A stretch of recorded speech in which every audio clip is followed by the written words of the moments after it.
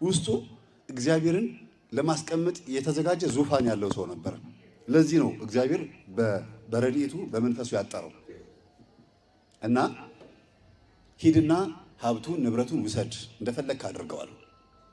እንደፈለክ አድርገው፣ ግን ኢዮብን እንዳትነካ፣ ኢዮብን እንዳትነካ፣ ሀብቱን ውሰድ አለ። ይቅርታ ትንኝ ገብታብኝ ነው። እና ሀብቱን ጥርግ አድርጎ ወሰደ። ከብቶቹን ወሰደ፣ በሬዎቹን ወሰደ። ሁለንተናዊ የሆነ ባዶነት እየታየ የሚመጣው እና በስውር የሚያባትህ በግልጽ እንዲያይ ዛሬ የሚያስፈልገን ጾም፣ ጸሎት፣ መንበርከክ፣ አምልኮት ከማንም በላይ ከምናሳየው ነገር በላይ ትልቅ ዋጋ ያለው ነው። ትልቅ መንፈሳዊ ሞራልና መንፈሳዊ ጥበብን የሚይዝ ነው። በስውር የሚያባትህ 3 ነገርን ያሟላልሃል። አንደኛው ውስጥህን በመለኮታዊ ኃይሉ ይጠብቅሃል።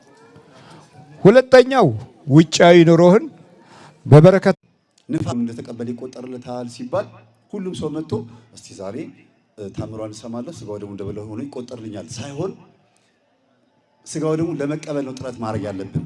ግን ሞክረን እምቢ ሲለን በህመም ምክንያት በአንዳንድ የህይወት መሰናክል ምክንያት ስጋው ደግሞ ለመቀበል እንቅፋት ሲያጋጥመን ብቻ ነው እመቤታችን ታምር ሲነበብ ስንሰማ እንደሆነ የሚቆጠርልን እንጂ ዝም ብሎ እንደፈለገን እየገባን እየወጣን ታምሯን አንዳንድ ሰዎች አሉ። ልክ ቅዳሴ እንዳለቀ ታምሯን ለመስማት ይመጣል። ለምን?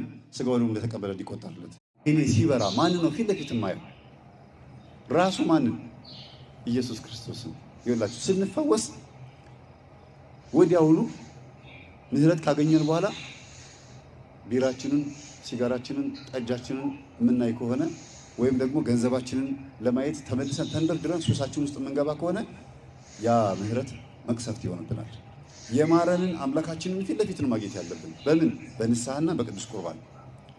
ያለ ቅዱስ ቁርባን ህይወት አለ እንዴ? እስቲ ንገሩኝ፣ ጮክ በሉ። የለም። የዘላለም ህይወት